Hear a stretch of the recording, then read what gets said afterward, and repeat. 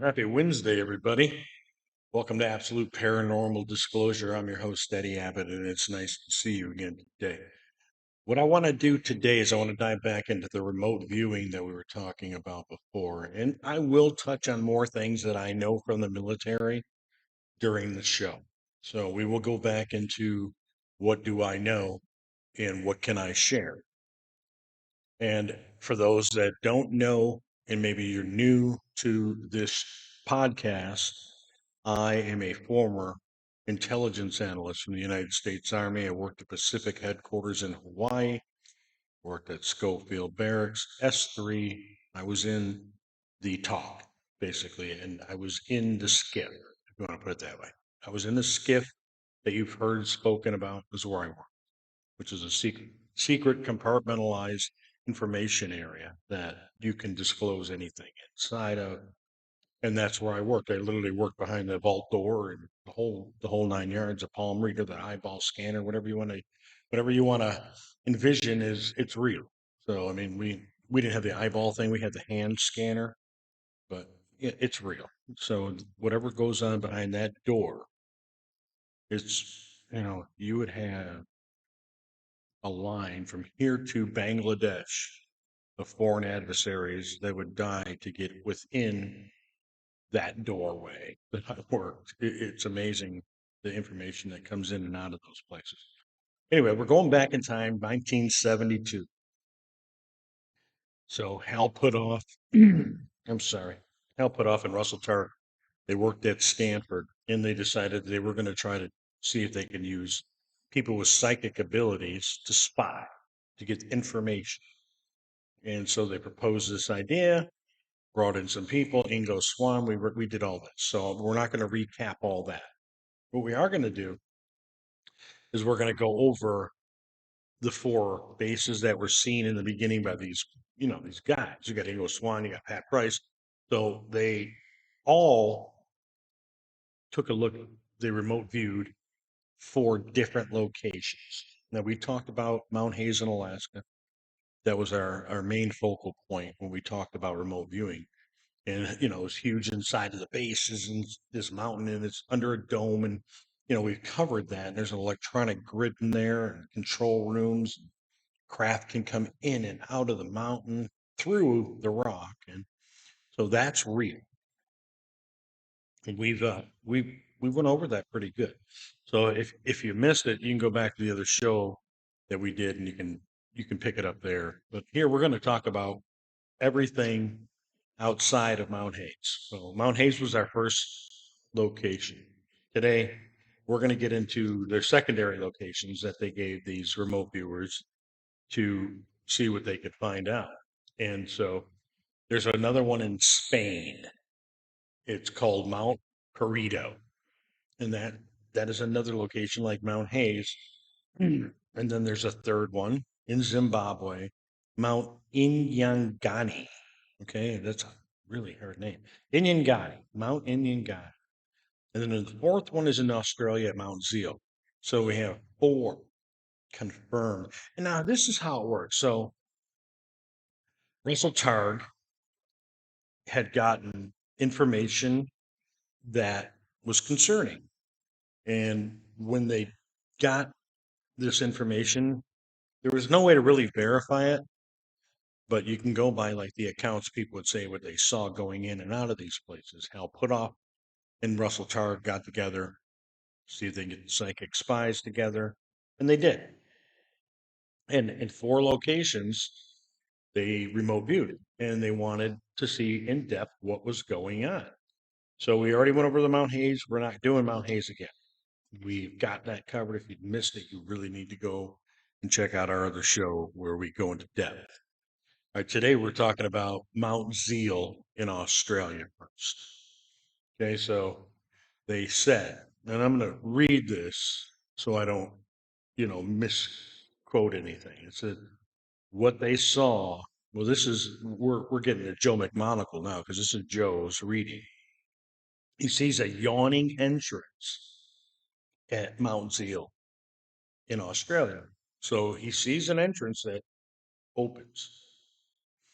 Okay. And he said it's an entrance to an underground cave where there is a black hole, like a black doorway type hole. And not, we're not, we're not talking about like the black hole in space. We're talking about he sees a black hole, which is a doorway. And inside the mountain, there's another dome, like at Mount Hayes in Alaska. It, and it's made like of a concrete type material. And he said it's just some kind of a storage area within the mountain. He see what he saw was just basically a storage facility in Australia, but it's buried in the mountain, hidden from us. We don't even know it's there. So, but we do see craft going in and out of Mount Zeal, and that's what triggered them in 1970s to try to figure out what the hell's going on. Okay, and he said it was a storage site, and he sees a like a collage of buried coils and boxes of electronics all stacked within the mountain. And he keeps envisioning control centers. He says, this is quote, I keep envisioning control centers. I'm getting visions of all the command and control centers I've ever been inside of. And then he was asked what he sees about the caretaker personnel of this location. And we've gone over the Mount Hayes caretakers that were seen, they were not human. He saw beings that were not human. So when asked what he sees here at Mount Zeal in Australia, he said he perceived like a watchdog, like something was there, like watching the facility. He said it it's a very I have a very sinister feeling for this target, quote unquote. He's got a sinister feeling. So this is all part of Project 8200, by the way. So this is what they called the project. You can do your homework. That's my main thing to tell you all the time. Do your homework. I can talk all day long about what is going on. I can give you information all day long, but until you stop just listening to me and start looking up things that I'm telling you to look up, you're just going to like, nonchalantly hear me. But once you start doing homework, you're going to educate yourself. And the best thing we can do in the world is educate ourselves. That way we can't be fooled, right? So if he thinks that Mount Zeal in Australia is a storage facility loaded with coils and tubes and electronics. He believes there's a watchdog group keeping an eye on the location, but it's basically a storage area. And whatever's going on within, whatever all that equipment is for, he feels sinister. It's a sinister thing. So, you know, what are they doing in there? What is this the storage facility to build more bases at the time? Was that what they had? This was they need somewhere to keep their shit, right? So we got Amazon marketplaces, all kinds of weird shit. We keep all our stuff in. Why not? Maybe it's a big supermarket for taking over another mountain somewhere on the planet, and they keep all the stuff they need to, get it up and running within Mount Seal in Australia. You never know. I mean, we don't know shit going on anyway, right? I mean, what little bit we do know, no matter how much I learned in the military, we're talking tip of the iceberg, right? I love my car.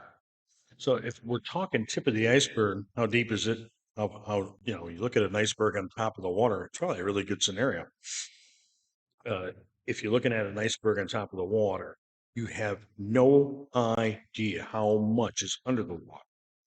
So you could have a 22-foot tip and a 500-foot base. So what are we looking at here with these bases? Are they just icebergs that we really don't know? Because we really don't get a lot of information outside of each other, what we share, what people know, like whistleblowers.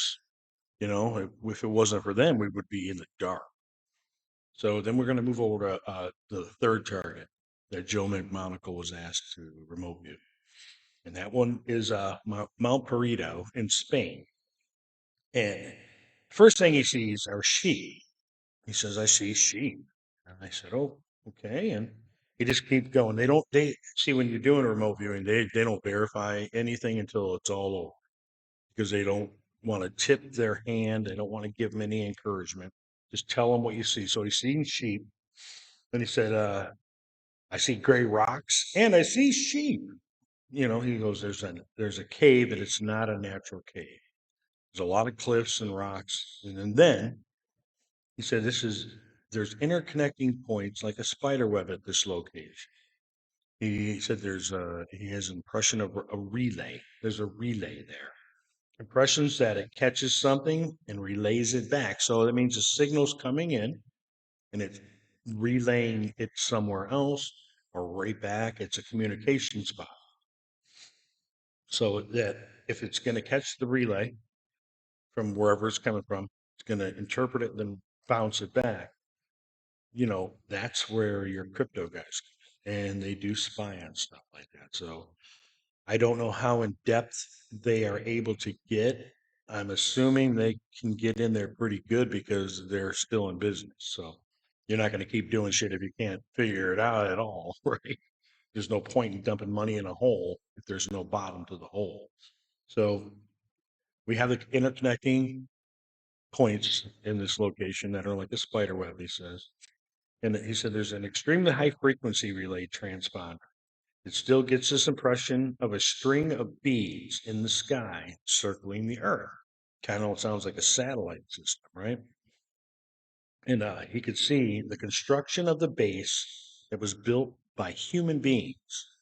So now we're looking at Mount Perito in Spain, and he's saying the humans built this one. That this is what he sees. And by the way, his reading of Mount Perito in Spain was extremely accurate. Everything that he described was dead on the money, verified. So we know that he is an extremely gifted remote viewer. He says he sees helicopters coming over a very rugged mountain range, desolate. They use vehicles of transportation and they are perceivable. They're helicopters, not very big helicopters. They're smaller ones that carry giant boxes in and bring them down. And that's definitely not alien, right? So his impression, the impression that he got, he labeled a receiving zone.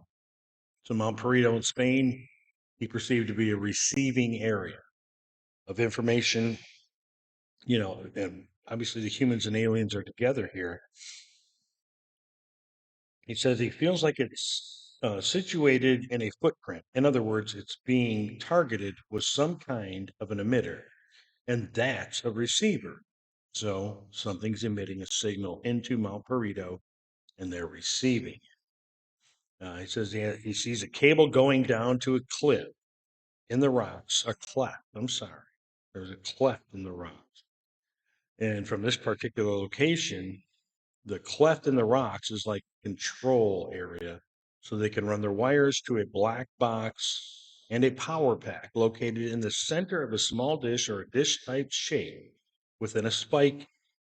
And that's a very high frequency emitter that emits straight up in the air. So not only does it receive the signals there, but it emits it straight up. So, all right, here's what I know.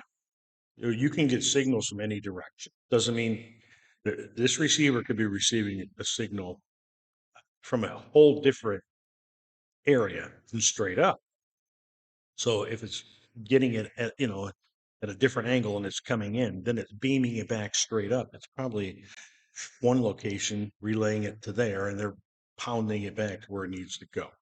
That's what I would get from that. It wouldn't be same signal going back and forth between each other unless it's a communication. And according to him, the emitter shooting it towards them is a frequency coming in. The dish that's built within this receiver is re-emitting it back to a location straight above. So he got the tall mountain range, very desolate. He has a sense this location is involved in transmitting and receiving energy and information, but not just information. So they believe, a lot of people believe that the aliens And I'm almost hesitant to even call them aliens anymore at this point because we do not know whose planet we're on. We don't know. We call it our planet because we're born here, right? So this is our home. So we are, we're Earthlings.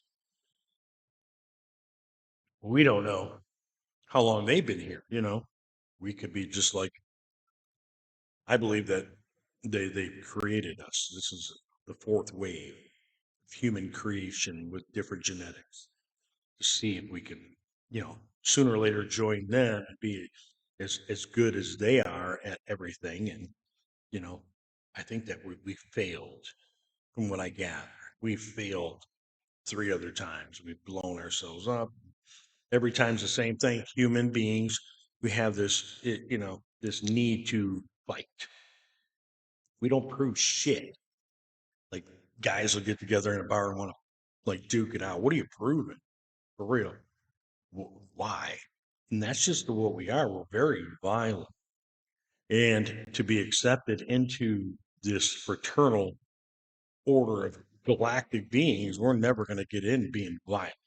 So we're going to have to really think about our makeup as people. We need to understand that we got to let shit go. Because all we've ever done throughout time and in our lives is destroy things. We've caused turmoil and chaos and ruined lives.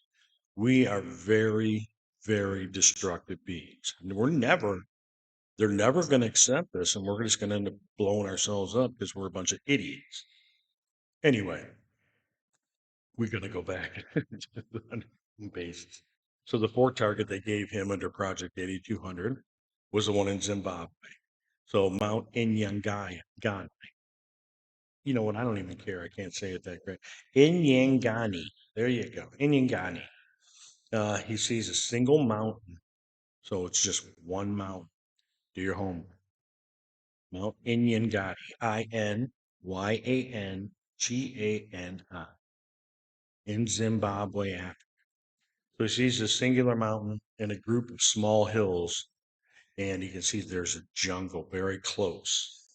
He sees black boxes of electronics. He feels a command and control and communication center. And he said that all of these centers that he is remote viewed are connected to one another. They're all like part of that spider web that he saw. So everything's connected and bound together. And he said, but this one in Africa is not turned on. Or he said, if it is turned on, it's not it's not operational. It's just lying dormant. He said they're all lying dormant from what their possibilities of what they're supposed to be able to do. So not one of these underground locations is functioning in the aspect that it was designed to function. We don't know what that function is. And if that means our sovereignty and our peace is, kept in check the way we want it to be because they're dormant, then keep them fuckers dormant. That's all I got to say. You don't need to go messing all our life up. We want to meet, we want to understand, but we don't want somebody messing our life up, right? We want to be like comfortable in our own skin still. So if they're not turned on or they are turned on but they're dormant, then we don't, we got to figure out what the potential that what they're here to do. We know they're harnessing energy from Earth and transmitting it up. Are they going to burn our planet out? I don't know. I don't know what's going on. And he said the first impression that he got, it's just a gut feeling now. This is what I'm reading. It's quote unquote. It's just a gut feeling now, but this is a perception or a concept of a perception. If you equate this to a cube, oh, that's kind of neat. At every angle in this cube represents a location on the cube, and he gets the impression of the spider web that has turned its whole cobweb on. So he's perceiving what it's going to be like. So if it's all like part of a intricate design and it's all bound together like the cube would be, but more like a spider web with it fires up, is what he's saying, they all fire up. So whatever it's going to do, I want to know what the hell it's going to do. So he said the location on this cobweb, he gets the impression that the spider has not turned on his whole cobweb yet. Well, okay, I like that. I really like when people give you a picture like that.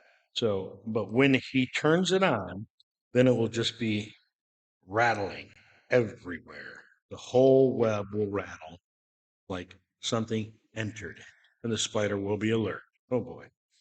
So after the session, he said that it was off the wall to him, that he didn't know what to even think from what he was seeing, what he was telling everybody. So you have a stumped remote viewer, and which is fine because nobody's saying a remote viewer is some scientist or anything. They're just saying they have an ability to see things that other people probably, would love to, but they have the ability to go into places where we can't get into. And that's the whole reason to use them. We can't just walk into these locations. It's not going to happen. And he said everything was like a jig. I remember he said it was like a jigsaw puzzle, and every one of these bases helped form the jigsaw puzzle. And the bases that were under the ocean, and there's bases on the moon, in the moon, on the all the moons of all the planets. They're all interconnected. So we have a very intricate web that we live up within. What is the end game? Everything has an end game. We don't do things, we do not waste time doing anything that doesn't have an end game. You have got to figure out where you're going, what is going to be the outcome when you get there. So they didn't do all this planning and digging in and all this shit to do nothing. They're not just showing up in the sky now and can take these off. They're not just showing up in the sky now and saying, "Hey, we're here," for no damn reason, right? There's a reason. And I believe, from what I know, they would love to see us join them if we are able to overcome ourselves. If we can get out of our own way, we might be worthy enough to be brought into the fold and then taught how the technology works, what our purpose in the universe is. We might learn all of this. Right now, they're working, well, we're not because we're not being told a damn thing. But scientists have people working side by side. You can bet it's some of the best minds in the world with these aliens. What are they doing? If we know they're not going to give us what we want because we haven't proved we deserve it, what are we doing? And you know damn well that they're involved with this, and their whole purpose of doing this is to get as strong and powerful as we possibly can, and then nobody on the planet can push us around. That's our goal as humans. And the extraterrestrials are not going to sit around and say, "Oh yeah, we're going to give you the power to blow up other people on the planet and destroy our world," because it's their world, and you know it. I know it. We're just lucky enough to be born here, but they have created whatever the hell this planet is.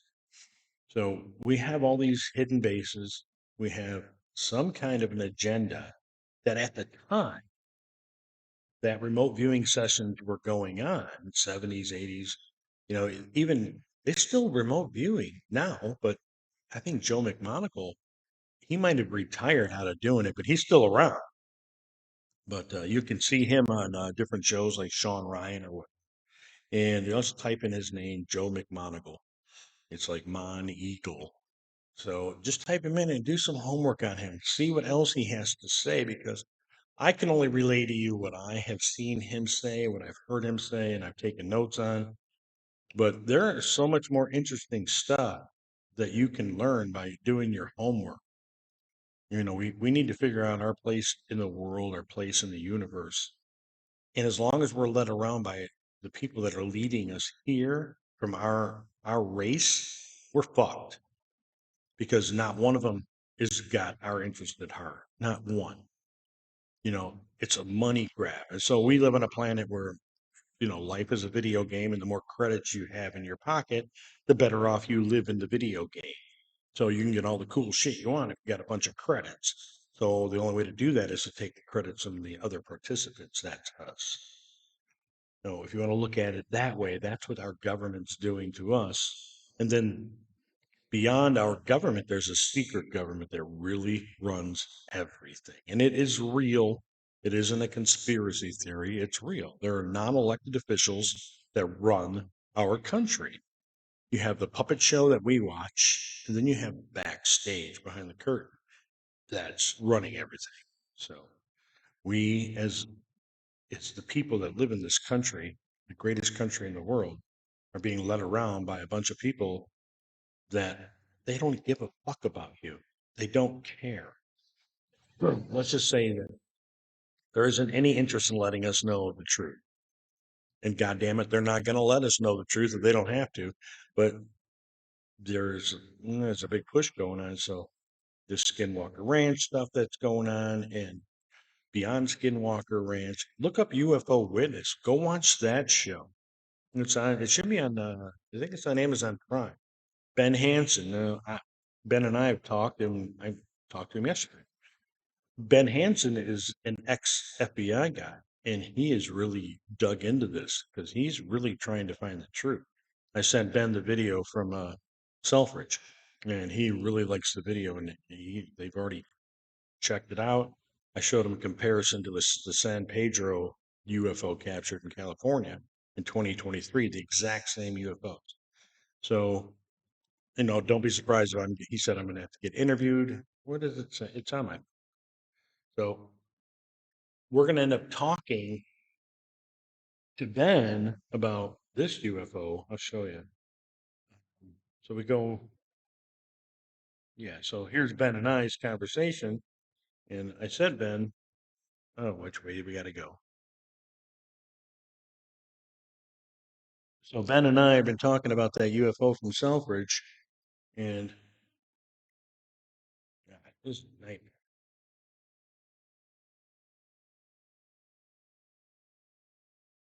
And he's going to vet it all, just ugh, I'm not good with that stuff. Everybody knows I'm technologically like an infant, but I'm curious to see where the interview would go because I don't hold punches. You guys know I don't hold punches back, and I'm just pretty fucking blunt.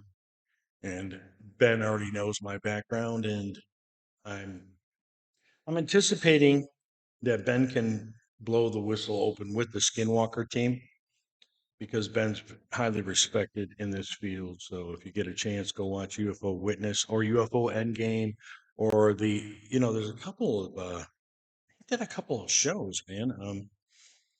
On It's on Amazon Prime, and I want to say it has something to do with the Hudson Valley or something. There was a bunch of UFO sightings, and he's gone and investigated that.